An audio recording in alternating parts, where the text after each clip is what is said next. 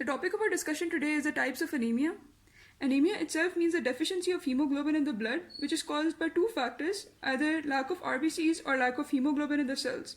There are four main types of anemia: blood loss anemia, aplastic anemia, megaloblastic anemia, and hemolytic anemia. Blood loss anemia is due to significant hemorrhage or loss of a lot of blood. After 1 to 3 days, the plasma or the fluid portion of the blood is replaced, but the RBC level remains low.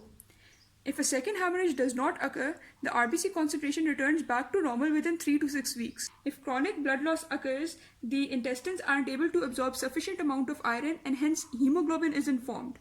This results in RBCs which are smaller than normal and have too little hemoglobin inside them, giving rise to microcytic hypochromic anemia.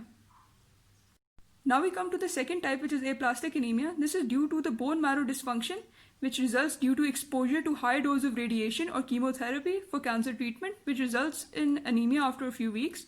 Toxic chemicals like insecticides and benzene have the same effects.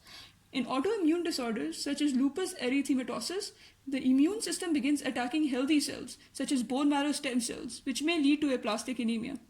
In about half of aplastic anemia cases, the cause is unknown, a condition called idiopathic aplastic anemia.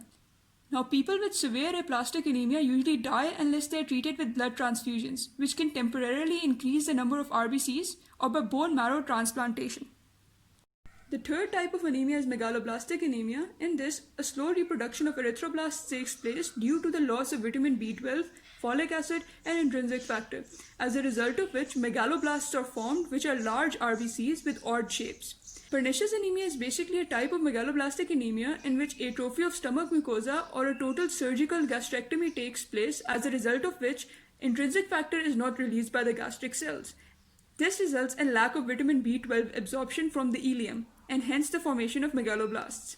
In patients with intestinal sprue, megaloblastic anemia develops because folic acid, vitamin B12, and other vitamin B compounds are poorly absorbed. In these states, the erythroblasts cannot proliferate rapidly enough to form normal numbers of RBCs. The RBCs that are formed are mostly oversized, having bizarre shapes, and have fragile membranes.